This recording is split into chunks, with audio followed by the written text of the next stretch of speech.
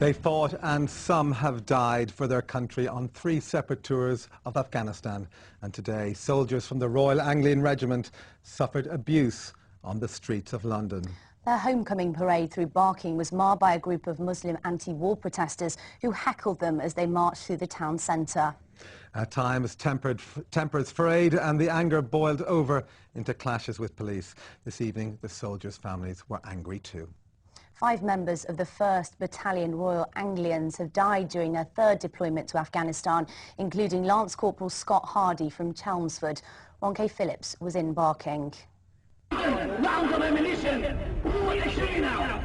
The heckling began long before the parade. A group of around 40 predominantly Muslim men protesting against the war in Afghanistan and doing their best to sound louder than the 100 or so opposite. This has ended in a very noisy standoff with the people who've come to support the regiment on this side of the road, and then the police keeping back Muslims Against the Crusades who are shouting abuse from that side. We live in a democracy. There's a freedom of speech.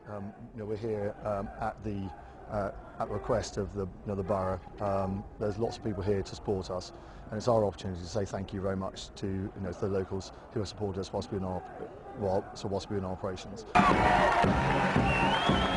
The protesters were barely visible to the soldiers from the Royal Anglians as they marched past, but within minutes the crowd had surged forward and things turned nasty.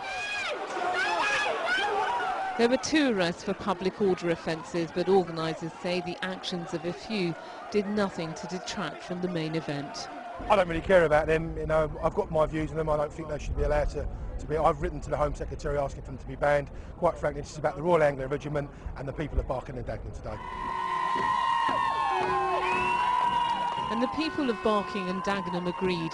Up to 1,000 of them lined the streets to cheer on the regiment, which finds at least half of its recruits in Essex. Yeah, I got my mum, dad, 2 cousins, brother, nan and granddad. The whole clan's come out for it, so yeah, I'm looking forward to it.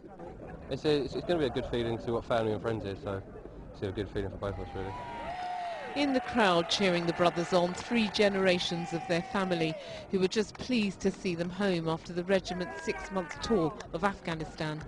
It's been very moving, very proud of my 2 sons, yeah, and all the lads in the army, all the lads in the regiment have done a fantastic job. Just brilliant.